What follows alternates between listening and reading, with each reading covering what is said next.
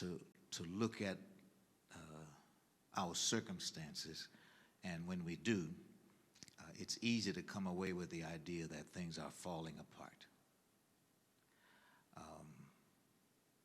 Government institutions are either falling apart, maybe by some willful destruction, some willful destructive acts, maybe because of panic, because of uncertainty and distress in the midst of the pandemic, maybe by the people whose faith is not strong enough to keep them grounded in this time, or maybe people who live so close to the margins of nothing. It's reasonable for us to expect them to panic. So if your pantry is full and you've got money in the bank, if you own your own home, if you're not worried about parking your car and having the repo man to come to get it, if you're not looking for the nearest food pantry, if you have a child care plan, if your children are safe and warm and their bellies are full, if your parents and your spouse, your loved ones are taken care of, then it's easy for you to sleep when the wind blows. But it would be a mistake for us to make the mistake that the rich make when they presume that because things are so good for some of us, things are okay for all of us. Some of us get through this moment by just staying at home. That's all you got to do. Stay home, stay away from everybody. You can have your groceries delivered.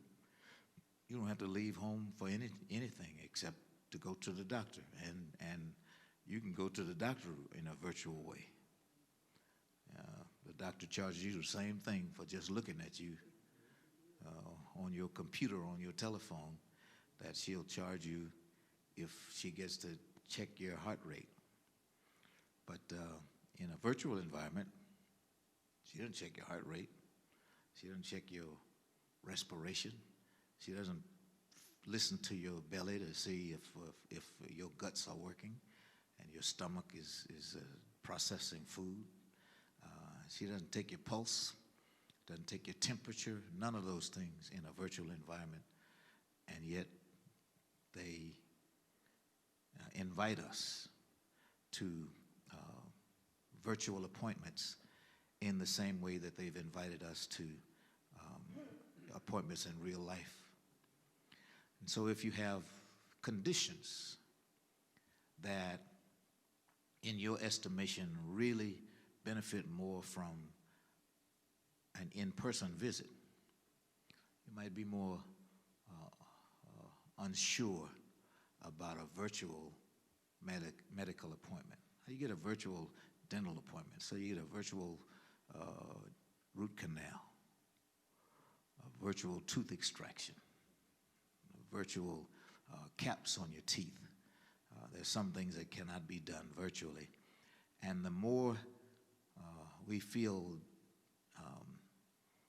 isolated from the things that give us comfort, in our neighborhood where the church sits, we don't have the kind of telephone lines that exist in another neighborhood, where it's easier to do high speed because the telephone lines are high speed. They're underground and all kinds of more sophisticated stuff than there is in this neighborhood. But we are challenged because of the things that are different for our circumstance and our condition than they are for some other people in their conditions. And so while we would not argue that things are falling apart for us, it does not mean that things are not falling apart for other people.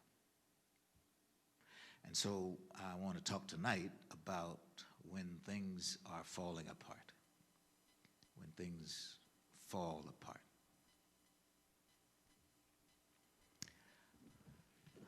The person who gives context to our conversation is prophet Ezekiel. Ezekiel he started his life as a priest, his adult life, his grown life as a priest. And as a priest, it was his job to speak to God on behalf of the people. He made sacrifices on behalf of the people. He appeared before God and made intercession for the people. He was the priest. He was the people's representative before God. But there came a time in his life where his priestly duties gave way to prophetic duties. And as a prophet, he spoke to the people on behalf of God. Two very different assignments. The one is pretty easy because it's easy to talk to God. But a prophetic assignment can be a really, really ominous thing to do, because people don't really want to hear until they're ready to hear. They want to listen until they are ready to listen, especially if what you have to say is bad news. They don't mind the preacher coming out and preaching one of those happily ever afters. That's why everybody likes that. They stand and cheer and clap their hands and just delighted. But when the message turns into prediction of the wrath of God, when it turns into a critique, when it comes to an evaluation, when it comes to a measurement of the people's behavior, they are much less likely to welcome. And so Ezekiel, much like Jeremiah, had a blistering word for the people who were the leaders. He calls them shepherds. And the word that he uses is opilio in Latin. And when you translate it into English, you get pastors. He's talking about the leaders. And he accuses the leaders of taking advantage of the people. And he does it in this colorful metaphor where he describes a shepherd and sheep. And so the servant leaders, the pastors, the shepherd leaders are, as it were, shepherds, and the people are sheep. And he has this indictment for the shepherds. They don't make them lay down in green pastures. They don't lead them beside still waters, and they don't restore the people's souls. Instead, they are guilty of what we in this century would call self-dealing. They get themselves by hook or crook into positions of power and authority and control and management, and then they line their own pockets with the people's money.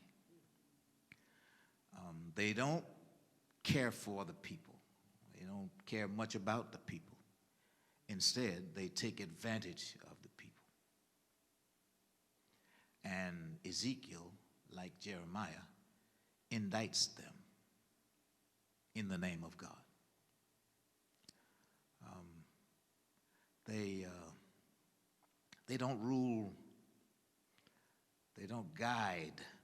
I heard the man, he was the pastor of First Baptist Church, Denby, where I did my internship as a minister, and I was in seminary. And he talked to me about the importance of learning to guide as rather than drive. He said some people, some pastors want to drive the people. But a good pastor, he said, learns how to guide people. This was 1979, and obviously made an impression on me because I've remembered it for all these years, the difference between a shepherd who guides and a shepherd who drives. If you think about the work that the shepherd does, the shepherd protects. A good shepherd provides. He makes a place for the sheep to be held together, to kept together at night. He lays himself at the door of the corral, of the sheep gate, so that if there should be anyone who tried to get in to do harm to the sheep, then the shepherd would be the first individual, the first being they had to deal with. And so he paints this, the prophet paints this picture of a shepherd who gets to choose the work that he will do, the nature of his work. Either he will guide or he will drive. Either he will protect or he will reject. He will care for them or he'll be careless with them. Either he will minister to them to attend to their needs or he will ignore their circumstances. Either he'll take care of them at his own expense or he'll take care of himself at their expense. And the prophet has a hard time with the shepherd leaders of Israel because they tend to take care of themselves at the expense of the people for whom they are supposed to care. And Ezekiel writes this scathing indictment. I have summarized the first 10 verses in chapter 34, and we're going to take up our reading at verse 11, 34:11. For this is what the sovereign Lord says. I myself will search for my sheep and look after them. As a shepherd looks after his scattered flock when he is with them, so will I look after my sheep. I will rescue them from all the places where they were scattered on a day of clouds and darkness. I will bring them out from the nations and gather them from the countries, and I will bring them into their own land.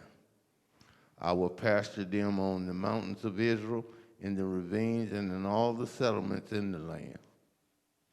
I will tend them in a good pasture, and the mountain heights of Israel will be their grazing land. Go ahead. There they will lie down in good grazing land, and there they will feed in a rich pasture on the mountains of Israel. All right. What is the word from these verses between 11 and 14 that gets your attention? Yes, sir. You need a microphone.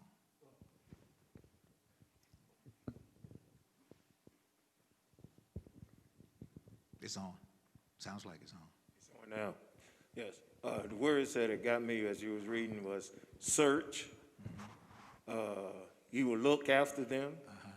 He will rescue them. Uh-huh. He will bring them out from other nations and gather them and bring them to their own land. Uh-huh. He will pasture them. Yep. And he will tend to them in a good nature, that they may lie down in good grazing land. What did he miss? Yes, ma'am. Let him borrow his microphone if you don't mind. I will. I will. See, he said, Deacon Bell said he. But the word that gets your attention is I will. In contrast to the servant leaders, the shepherd leaders, the pastors who have betrayed the people, who have ignored the people, who have taken advantage of the people. So when things are falling apart all around you, if this could be applied to our circumstance, to your circumstance in any way, then what you come away with from this report from Ezekiel is when they won't, God says, I will. He'll provide. He'll protect. He'll guide. He'll direct. He'll in the language of that Deacon Bell, he went to the third person and said he will, and he will. So if you're giving a report, then it's accurate to say that God said that he will. But the word that jumps out from the reading and that offers comfort is that God speaks for himself, and he promises in his own voice, and he sends the prophet to say that he will. Now take us back to verse 11, if you will, Lorna. Thank you for being here. Go ahead. For this is what the sovereign Lord says: I myself. See, now you've got it. I myself. I'm not going to send you another underling. I'm not going to send a substitute. I'm not going to send someone upon whom I cannot depend. I'm not going to trust this important work. You are important work. I'm not going to trust somebody else to do for you. I myself will search for my sheep and look after them. So he'll leave the 99 and look for the one lost. And he could send another servant leader. He could send another pastor. He could send someone else. But because the assignment is as important as it is, he doesn't, and because he's tried trusting the assignment to other people, and they have not performed in a satisfactory way, he said, you know what? I myself. So you can depend on your pastor, or you can depend on God. And God says, I myself will search for my sheep. And this metaphor of sheep, what do you know about the metaphor that the Bible uses to talk about sheep and shepherds? It talks about, as the shepherd, the leaders. And when he talks about the sheep, it's the people under the leaders. And why wouldn't God have inspired the prophet to use another animal for the metaphor? Why not lions or tigers or bears? Because shepherding sheep is what they know. That's what a lot of them did. Uh-huh. And you try to, when you relate to people, you try to relate to something that they know and understand. Uh-huh. And why do you suppose sheep were so much easier to understand than other animals for people?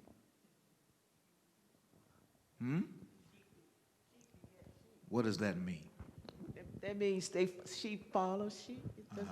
Actually, it means sheep. It takes sheep to produce other sheep. To beget is to produce. But what else do you know about sheep? They what?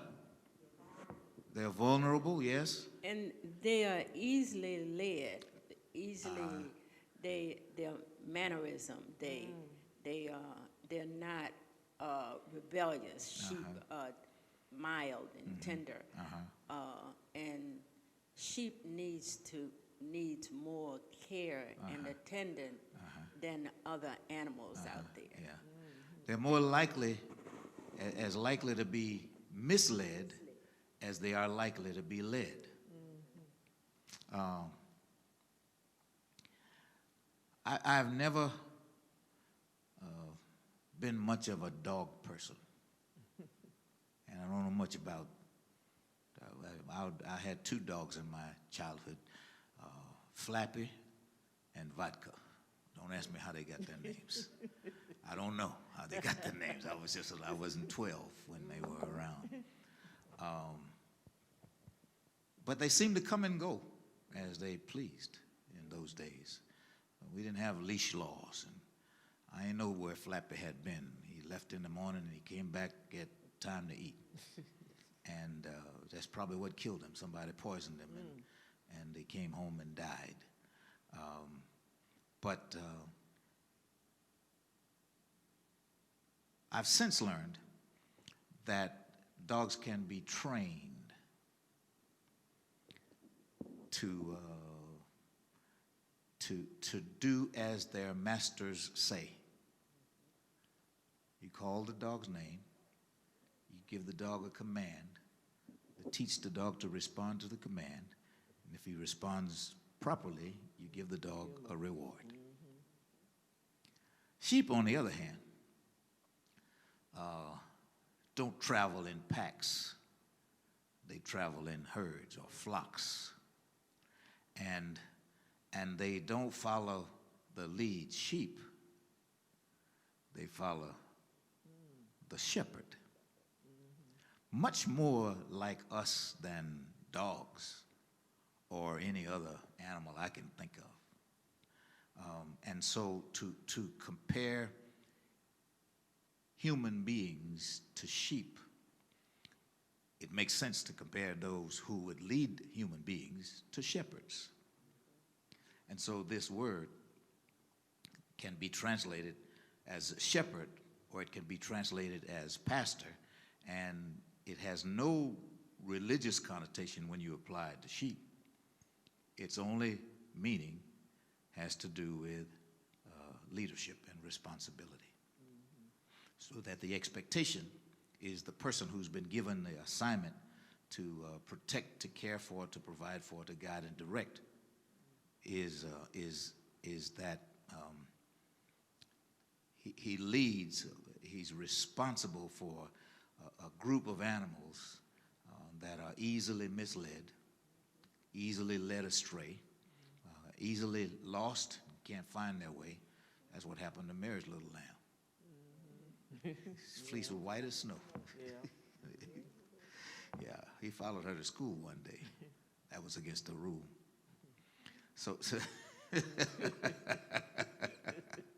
So sheep are easily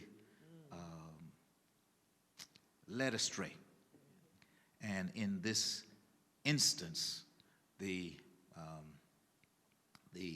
prophet takes exception and indicts the shepherds because the shepherds have not been faithful in leading the sheep. They have instead put themselves in a position of honor and authority, in positions where they gain more than they give.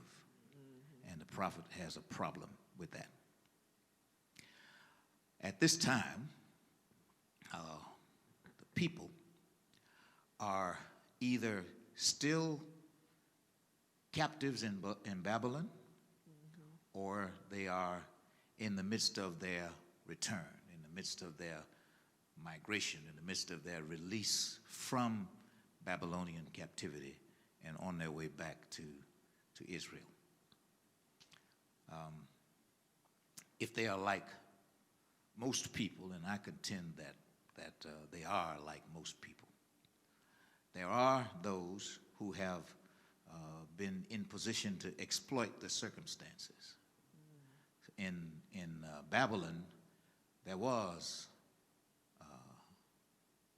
a house Hebrew and a field Hebrew.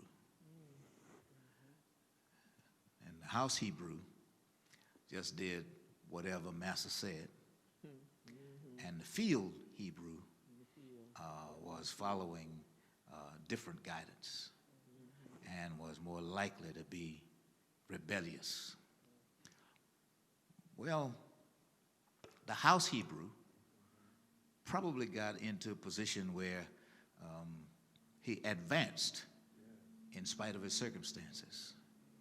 And sometimes the house Hebrew advanced at the expense of the field Hebrew. So he ended up in a position of authority, and he ends up being a shot caller. Some sheep scattered. Some sheep went in different directions, and some sheep remained in the flock.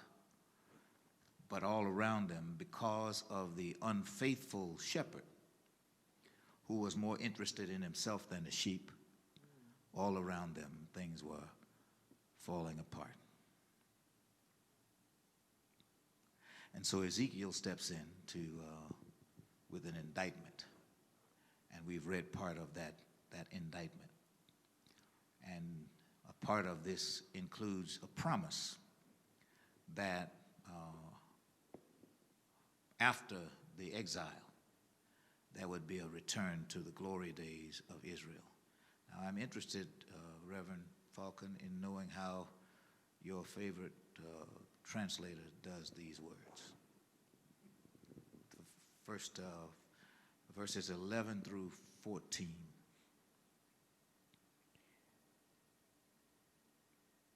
Okay. God, the Master says, from now on, I myself am the shepherd. I'm going looking see that? for Look them. at it again. God the Master says. Mm-hmm. Yeah, God the Master. So we identify who is talking. It is God who speaks in his own voice. God the Master says. Mm-hmm. Says, I myself am the shepherd.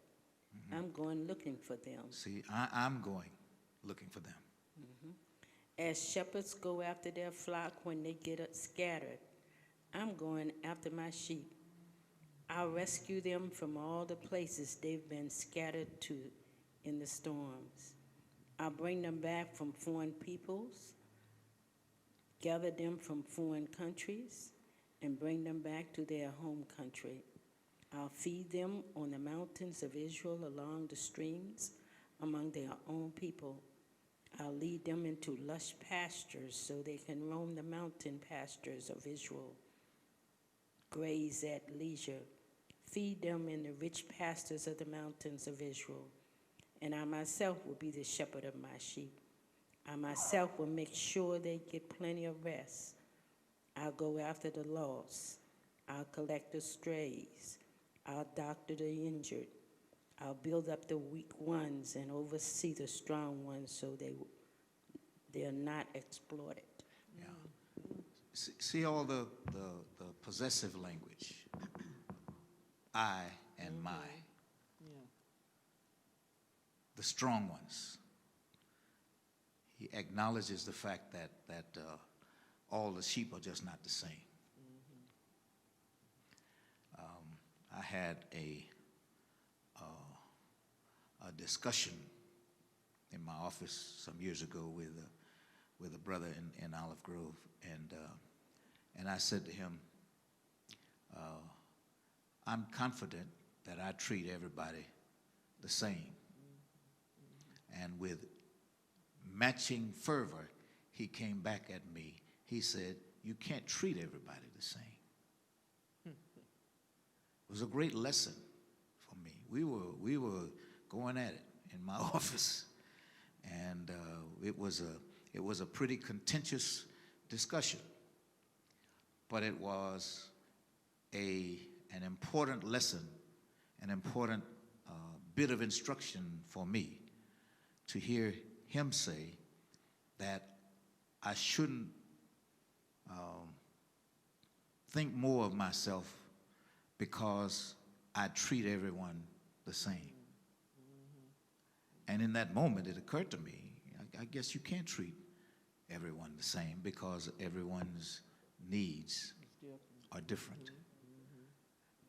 And so when you talk about meeting people where they are and engaging people in language that's meaningful to them, and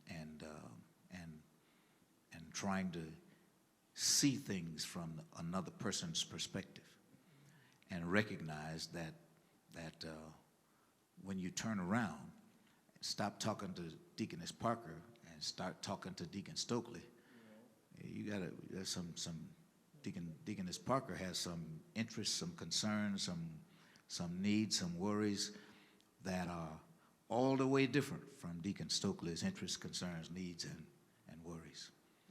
And I'm in a position where I ought to be, at some level, sensitive to the differences between the needs, concerns, issues, and worries as I look from one person to another.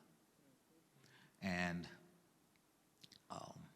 I grew in that argument, in that contentious discussion, from someone who was criticizing my behavior.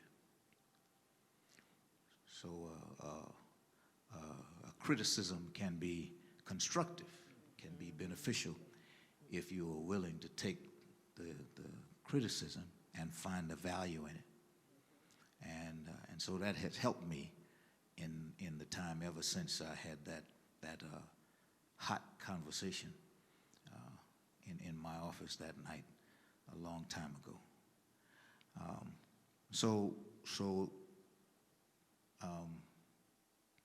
When the prophet says, I myself will be the shepherd of my sheep, he speaks of them in possessive language. He speaks of them in a way that acknowledges his understanding of his responsibility for them. He speaks of them in language that makes it clear that he has made a decision, that God has made a decision about being a doctor and a strength coach. He'll build up the weak ones and oversee the strong ones. You know, when you have in situational leadership, people either need a warden, which mean they need to be locked up, or at the other extreme, what they need is to be given the space where they can do what they know how to do. And in between that are the people who need a little bit of instruction and the people who need a little bit of encouragement. But they're all different. And so how you lead them, how you guide them, what you offer to them is based on your understanding of where they are, their own readiness for the task that is at hand. And so if all I need to do for Deacon Bell is to give him an assignment and walk away saying, in a few days, he's going to come back to me and say, okay, I think I got this done. Here's what I think. Here's what I see. Is this what you're looking for? Whereas if I give the same assignment to another person, they'll come back to me a few times and say they'll get step one and say, is this what you want me to do? And I say, okay, you're doing good. And maybe come back again and say, is this step two? Am I on the right track? And then he might come back again before he comes back and say, okay, I think I got this recommendation for you. Here's the thing. And so what you can offer to people depends on what your estimation of their ability to perform. Some are weak and some are strong. Some need to be nurtured and cared for, and some just need to be given the environment where they can do their thing. So some just need to be guided, and some just need to be rewarded. And so the prophet, speaking for God, sees God taking care of us, of people, depending on where we are and how we are. It is he who has made us and not we ourselves. We are his people, the sheep of his pasture. And so as his people, as the sheep of his pasture, don't you think he knows? Yes, he does. I mean, if he knows whether bald or you wearing a weave. Yes, he does. Don't you think he knows? And so knowing, he provides for us in a manner consistent with our circumstances, consistent with our needs. All right. Did I miss anything in these verses so far?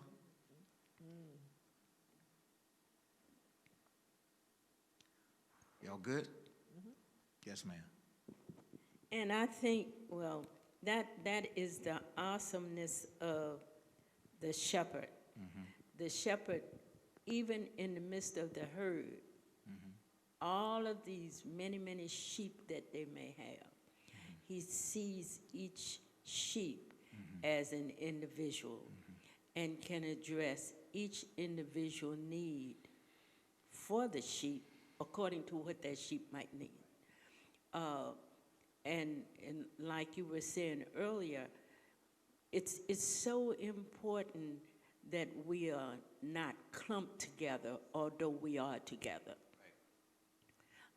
Because our abilities, the good sheep, the pastor, would recognize our individual limitations as well as our abilities. And that's what causes some sheep to scatter, because the task might be too much for me. And if I'm clumped together with people that know how to drive an 18-wheeler, and I want to get behind the 18-wheeler, but I can't back it up because I can't see, right? Yeah, you know, and knowing the ability, and knowing the shepherd knows the ability, and the shepherd always also knows the limitations of the sheep. Yeah, this is the model for good shepherding. So we are not left to invent the methods for shepherd work. We know what it looks like because maybe that's why we use the illustration concerning pastors as under shepherds. Because they're underneath. Because the pastor who presumes to be the shepherd, as though he had no shepherd himself, sets himself so far apart from the sheep that the sheep have a hard time seeing him as one of them. And so, after life with a series of shepherds described by the prophets and known by the nation of Israel, known by the children of Israel, there comes a time when God says, I can show them better than I can tell them. And then he comes and in the person of Jesus, he describes himself as the good shepherd. And he demonstrates this kind of behavior for the people whom he met. This is how Jesus acts before the people. And so there's a lesson in it for us. We learn that ministering to the sick and injured and taking care of the needy and searching for the lost and embracing those who are who stray, that it's good ministry. It's the work that the shepherd, a good shepherd, performs. It's this kind of shepherd who says he leaves 99 and goes looking for one. Not that these 99 have been uncared for and protected, but they're safe. But there's one who's missing, and he goes after that one. He's a good shepherd. And so when we think about things falling apart in our circumstances, and we feel isolated, separated because of our circumstances. Death, loss, any other thing that makes us feel exposed, poverty, hunger. Everything that makes us feel exposed is treated when we remember that God cares, that God is present. He's described as Jehovah Shammah, the God who is there when you need him, there when you're feeling scattered, there when you're feeling isolated, there when you're feeling ostracized, there when you're feeling criticized, there when you're feeling alone, there when you're feeling abandoned, there when you're feeling in despair. God is there, Jehovah Shammah. He remains. And it's encouraging, more so in sometimes compared to other times. And the worse off I am, the more I feel things are falling apart, the more I feel abandoned, the more I feel like I'm all by myself, the more I am encouraged by language such as this, which reminds me that the Lord our God is there. The wind blows, the rains fall, the fire comes, the pandemic rages, and one thing I know, the Lord our God is there. You took off your mask, you must be getting ready to talk. I did.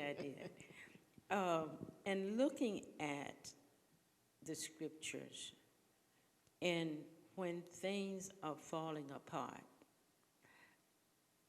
as sheep, regardless of what happens, all of these things that fall apart in our lives, we have a tendency to feel that they are falling apart until we remind ourselves.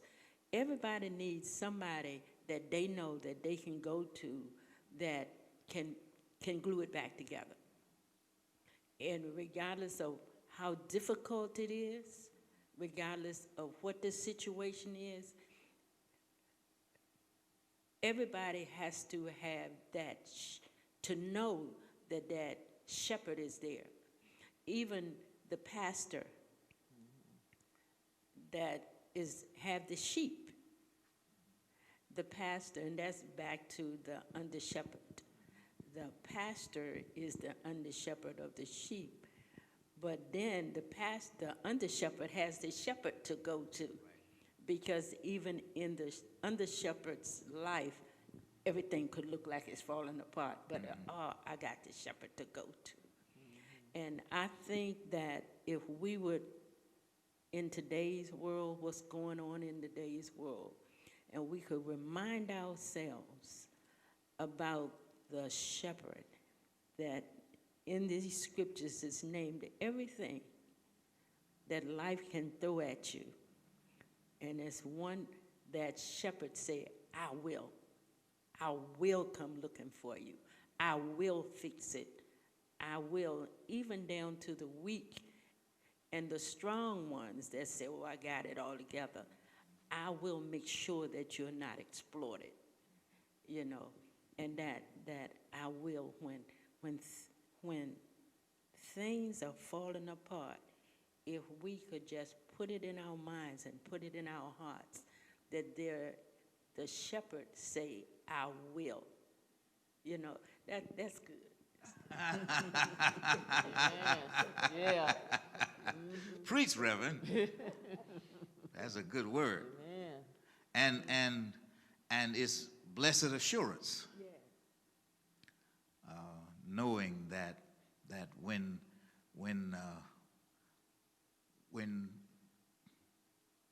our country seems to be falling apart. 72,000 have one perspective. I mean, 72 million have one perspective, and 75 million have a different perspective.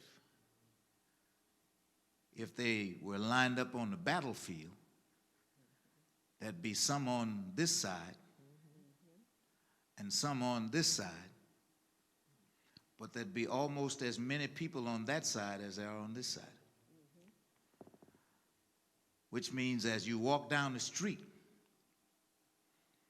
it could be that half the people you meet, half the people you encounter, almost 1 out of 2, have an ideology, a philosophy, a perspective radically different from yours, which could make you feel exposed, could make you feel vulnerable. It suggests that things are falling apart because we grew up in search of equality. We as a people like me. I drank from colored water fountains and waited in colored waiting rooms and rode on the back of the bus. I got an idea about how far we have come.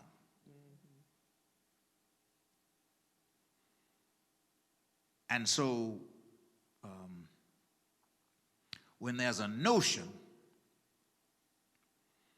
that I should return to some historical way, I become automatically suspicious.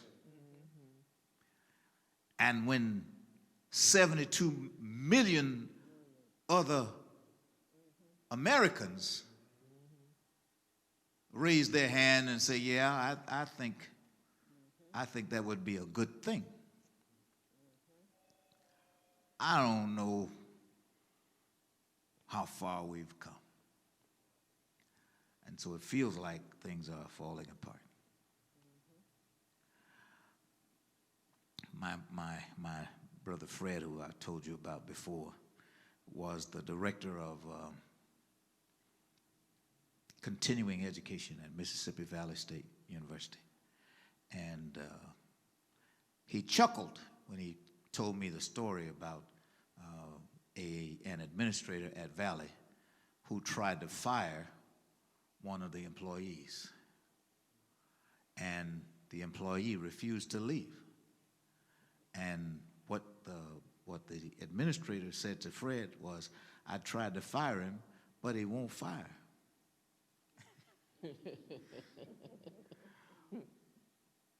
We've tried to fire the commander-in-chief, but he won't fire.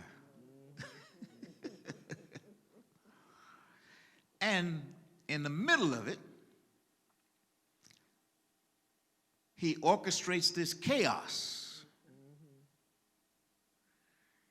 so that if he had not done enough already to make the world more precarious,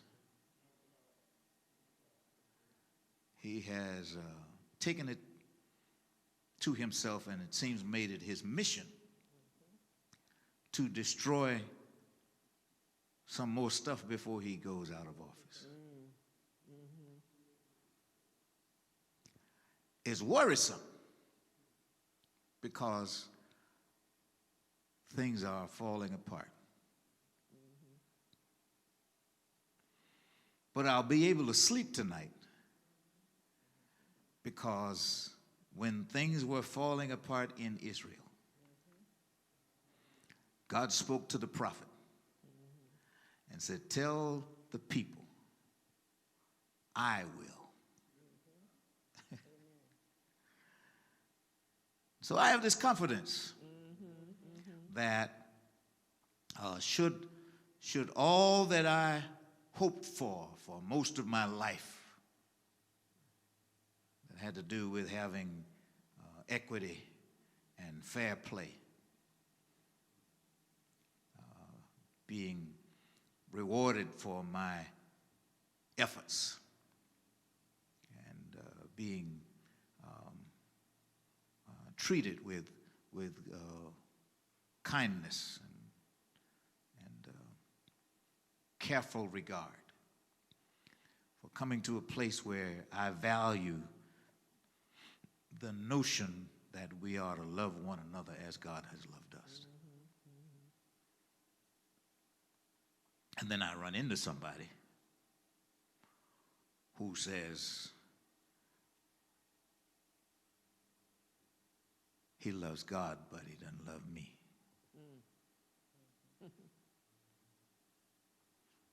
One of us is lying. I don't think he loves God. Because if he did, he would love me. Now, there are lions and tigers and bears all around us. And we are as prey, sheep, looking to the shepherd and following the shepherd with his rod and his staff to comfort us. That's why we can sleep at night when things are falling apart. That's how we can keep our heads on straight and our wits about us when things are falling apart. Because we have the promise. God said, I will. Now, if Gladys said I will, you know, she will much as she can. The problem is she wants to more than she can. She wants to do all the things that she says she will do. And she will in as much as she can. But when God says, I will, fold up my arms and say, what? So I'm prepared because I know that he'll care for me. Our next verses, if you will, Lorna, is it 20? The next section of verses. Okay. There you go.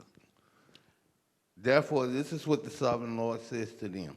See, I myself will judge between the fat sheep and the lean sheep. Because you shove with flank and shoulder, butting all the weak sheep with your horns until they have driven them away. I will save my flock, and they will no longer be plundered. I will judge between one sheep and another. See the bully? See the bully in the herd? See the goat? The goat uses his flanks to edge the sheep out of the way, to butt the other sheep in the sheepfold, in the sheep pen. He uses his horns to nudge the other sheep out of the way. This is like a bull in a china shop.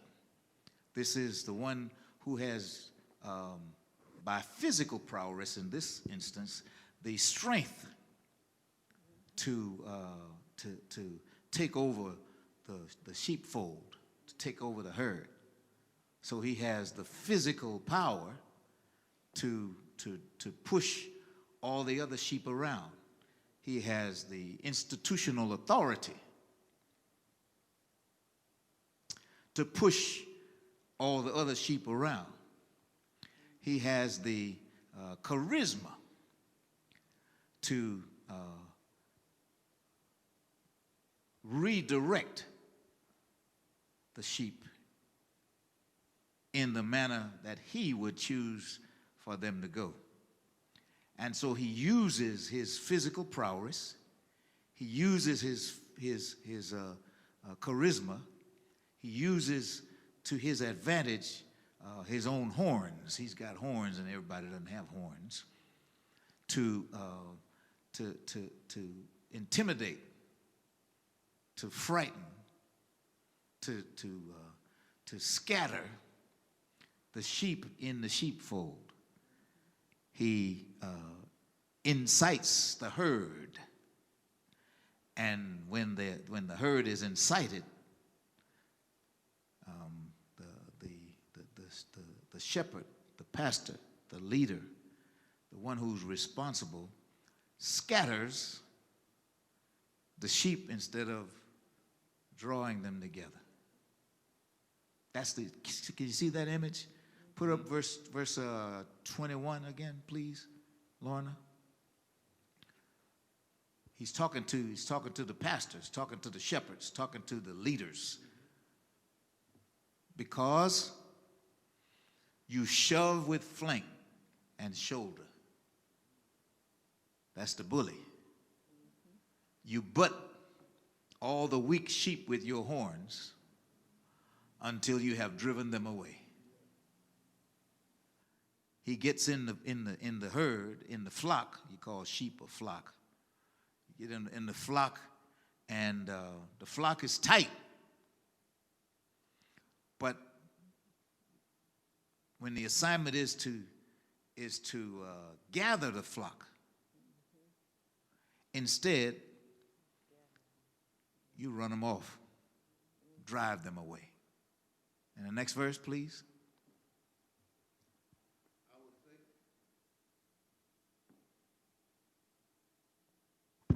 I will save my flock. And see, you gotta hit the I, because you're speaking with a divine authority and with a trustworthy promise, a reliable commitment.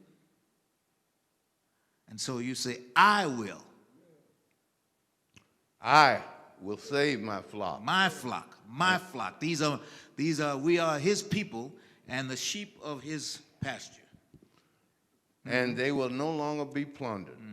I will judge between one sheep and another. I will be the one to I judge will between place over them one shepherd, Mm-hmm. my servant David, and he will tend them. He will tend them and be their shepherd. Mm-hmm. I, the Lord, will be their God, and my servant David will be prince among them. I, the Lord, have spoken. So here's a promise. Here's a commitment.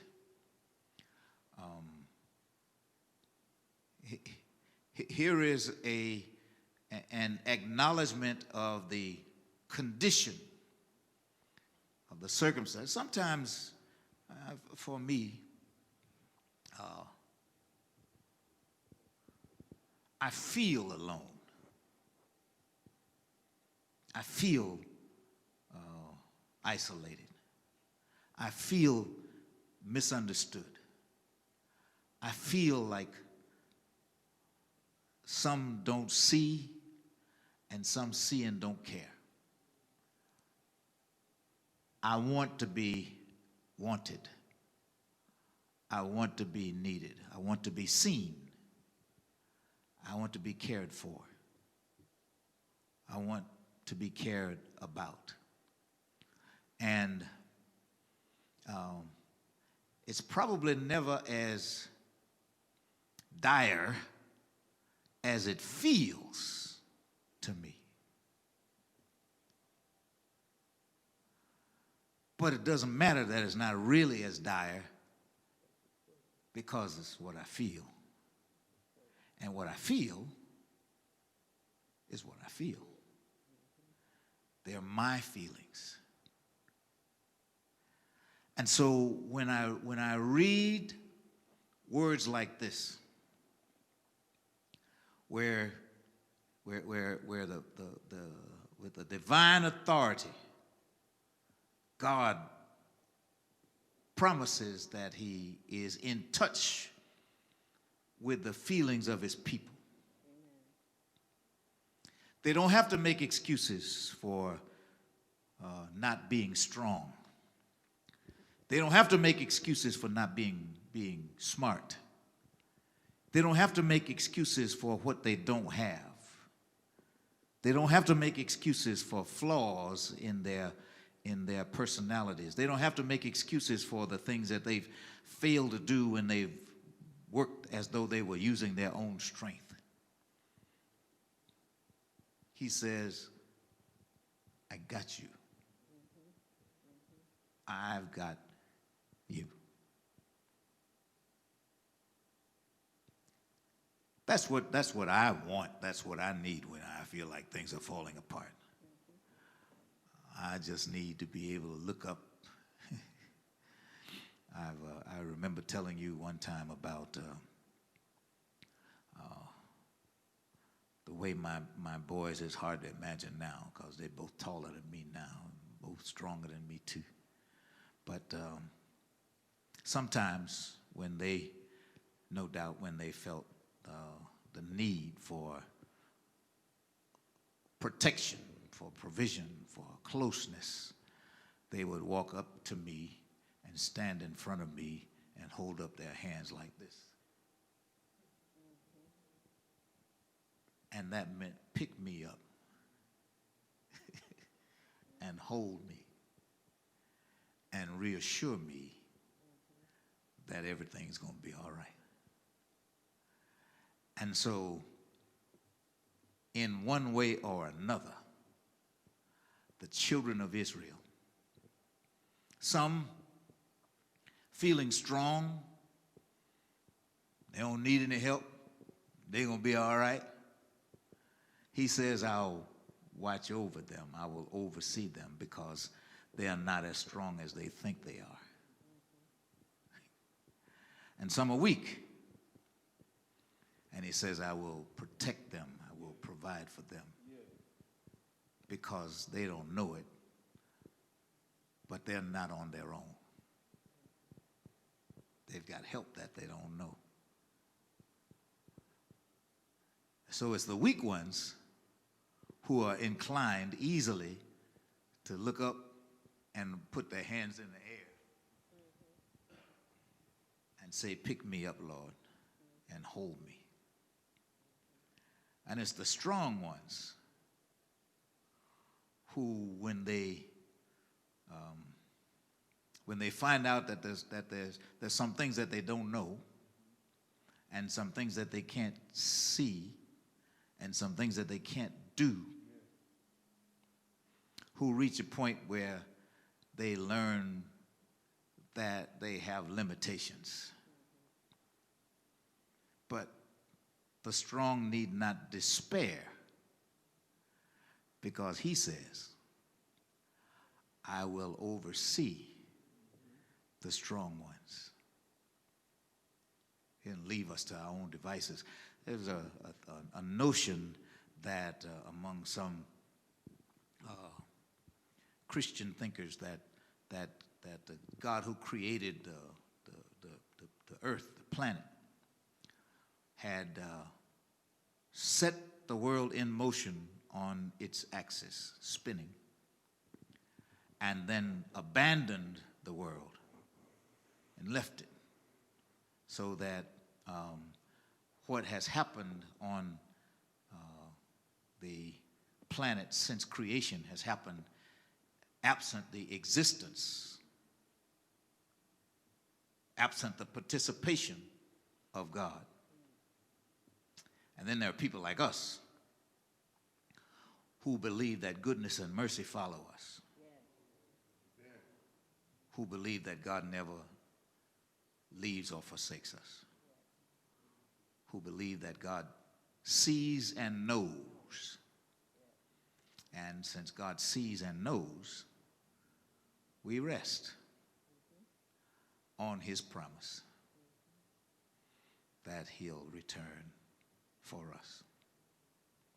For Israel, he promised David, I will send my servant David, and he will rule over them. He'll be their prince. But for us, he sent a descendant of David, his own son. I, the Lord, have spoken. It's a promise. You can take it to the bank. You can take it to First Heavenly Bank. Buy a CD with it. Or an HD, a holy deposit.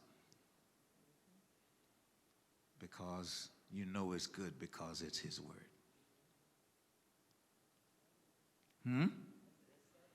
Yeah, that settles it. There you go. You preaching now. You sound just like Reverend. I didn't know it was after 8 o'clock. Why y'all didn't tell me I was going on and on? Yeah, that is right. I'm sorry for to all of you part of our virtual classroom. I try to do a better job of classroom management, and I generally use my computer to tell me what time it is, but I got CSS. I can't see stuff. And when you can't see stuff, you get lost. It's been good for us, and I pray it's been as good for you, and invite you to join us again on Sunday morning at 11 o'clock in this manner. Join us in the parking lot, or join us in the sanctuary, or join us on YouTube, join us on radio. I'm going to tell you about that soon, and we'll be glad to have you participate in our worship as we have been happy to have you participate in our Bible study. Thank you. God bless you, and good night.